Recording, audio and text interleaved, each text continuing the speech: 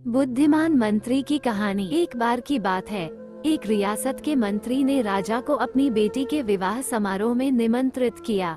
जब राजा अपने परिवार के साथ विवाह समारोह में पहुंचा, तो मंत्री उन्हें सम्मान पूर्वक विशिष्ट आसन पर बैठाने ले गया। तो मंत्री ये देखकर बहुत लज्जित हुआ कि एक सफाईकर्मी वहां बैठा हुआ था। उसने सफाईकर्मी को सभी के सामने वहां से उठा फेंका और उसे बहुत डांटा। सफाईकर्मी ने बहुत अपमानित महसूस किया और बदला लेने की योजना बनाने लगा। अगले दिन सुबह जब वो राजा का कक्ष साफ कर रहा था, तभी वो जानबूझकर बड़बड़ाया, राजा कितने नादान हैं।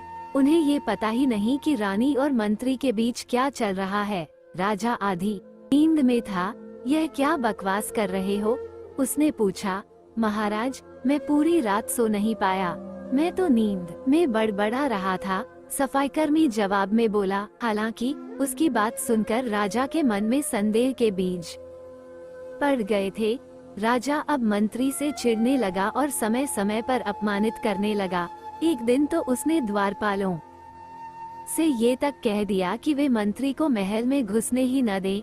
मंत्री राजा के व्यवहार से बहुत चकित था, लेकिन कुछ विचार करने के बाद उसे समझ में आ गया कि सफाईकर्मी ही इसके लिए जिम्मेदार हो सकता है। मैंने उसका अपमान किया था और उसी का उसने बदला लिया है।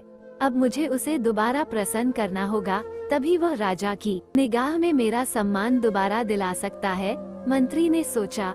एक दिन उसने सफाईकर्मी को अपने घर भोजन पर आने का निमंत्रण दिया और कहा, मेरे दोस्त, मुझे क्षमा कर दो, मैंने तुम्हारा अपमान किया था, मुझे गलती का एहसास हो गया है।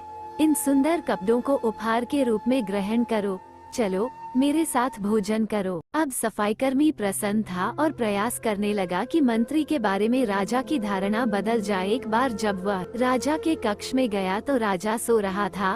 वो बड़बड़ाने लगा, अरे, राजा का तो दासी के साथ प्रेम संबंध है, बड़ी लज्जा की बात है। राजा ने उसका बड़बड़ाना सुना तो उठकर बैठ गया। राजा ने सफाईकर्मी को बहुत डांटा।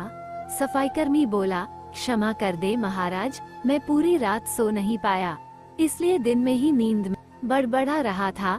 राजा को अपनी गलती समझ में आ गई। इस तरह की अफवाह के चक्कर में आकर उसने अपने बहुत अच्छे सलाहकार की अनदेखी शुरू कर दी थी। राजा ने मंत्री को बुलाया और दोनों फिर से मित्र बन गए।